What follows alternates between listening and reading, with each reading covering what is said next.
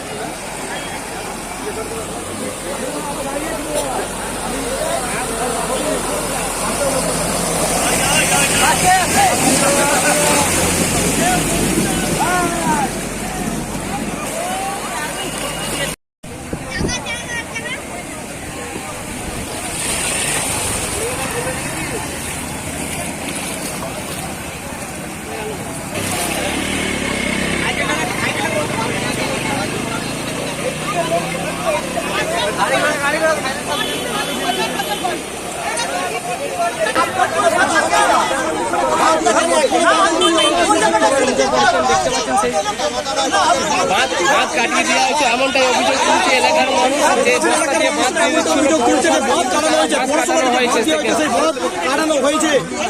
দেখতে পাচ্ছেন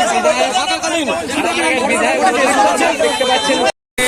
আমি এখান থেকে যখন সালেপুরের দিকে যাই সকালের দিকে, আমি আরামবাগের দৌলতপুর 2 নম্বর 3 নম্বর যে সমস্ত জায়গায় সুইচ গেট আছে সেই সমস্ত জায়গা থেকে ঘুরে এসে আমি যখন সালেপুরে যাই তখন জল ছিল না, কিন্তু এখন এইখানকার বাঁধ ভেঙে গেছে।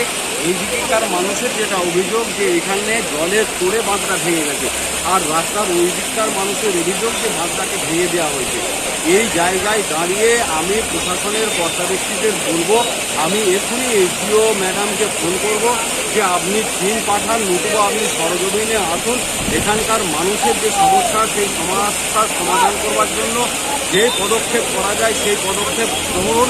কারণ এইভাবে যদি জল ঢুকতে থাকে তাহলে আরামবাগ শহর প্লাবিত হওয়ার সম্ভাবনা সম্বন্ধে এটা রাস্তা জল আর ধরে রাখতে পারছেন না, এটা কি জল বেরিয়ে রাস্তাটা পর্যন্ত খেয়ে গেছে। হ্যাঁ, রাস্তাটা তো জল নষ্ট করে দিয়েছে, কেন মানুষ তো যাতায়াত করতে পারবে না। এবার এমনই অবস্থা।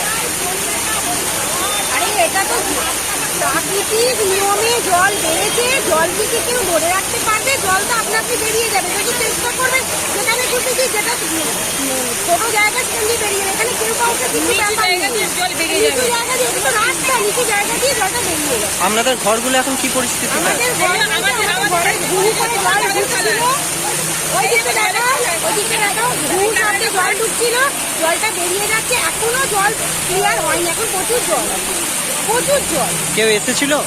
কেউ এসেছিল প্রশাসনের? প্রচুর জল। আপনারা এখন কি চাইছেন তাহলে? আমরা কিছুই চাইছি না, জল বেরিয়ে যাচ্ছে।